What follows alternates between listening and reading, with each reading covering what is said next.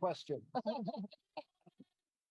Well, let me start with the issue of, you have, like you said, you have more than one question. I have about two questions. Let me start with the issue of ethnic tension. The ethnic tension you see today is based and as a result of injustice, unfairness, exclusion, marginalization. As soon as you start reversing that, you start going down. That is what I said to the young man about agitation. As long as you start doing the right things, so that you start building an inclusive society where people's talent, hard work will match up their opportunity, you start seeing those things go down. There's tension, even in the Western world. I live here when the blacks feel excluded. But as the more the government opens up and tolerates and builds an inclusive, transparent, more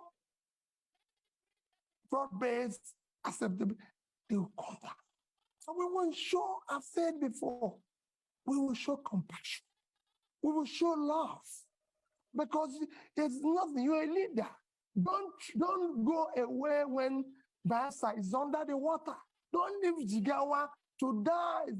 Don't say, oh, I cannot go to Southern Kaduna because of the problem. We will show compassion. We will lead from the front. We're not going to walk away. And for me, Borno is part of Nigeria.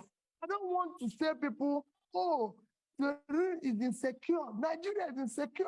Like I told the IDP people in Christmas, I spent my IDP people in Makurdi in Christmas. And the New Year was another IDP camp in Abuja.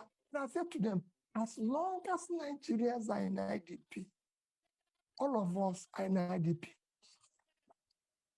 I will not allow, and I know that you will not allow it, for any Nigerian to remain in IDP while we're sleeping in our mansions. Never. They must go back. On issue of challenges and dealing with them, the challenges you foresee, I've dealt with such challenges at the Anambra level. And I'll show you the same challenges. We're not going to, as long as you're not involved in this transactional governance, you can deal with anybody. We're not going to compromise. We have an issue. I said we are at an existential threat that we don't need to. There's nobody, there's no sacred cow. You either be a Nigerian or you can find another country. We have a country with the rule of law. It will be the same level playing field for everybody. I want to solve the problem.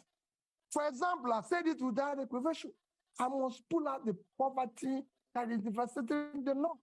The vast land in the north is far more in terms of assets and source of revenue generation and exports for Nigeria than the oil. It's very simple. I'll give you an example of one state that I use every day.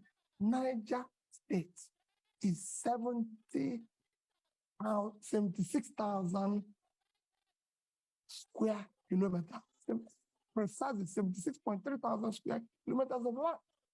7 local governments in that state is under control of bandits. I've tried to interview them because they have no job. They have nothing and everything. Niger State is 2.5 times the size of Netherlands. And Netherlands agricultural export last year was 120 billion. Why can't Niger State do 5% of that? They have arable land. And all they get from the revenue from the sharing, which is the consumption, is less than 50 billion naira. When they have minus their debts and everything. If they earn 5% of that is $6 billion. At 650 is about 4 trillion, 80 times what they get from here. We will change it. Somebody talked about tackling insecurity. I've said it extensively. It is our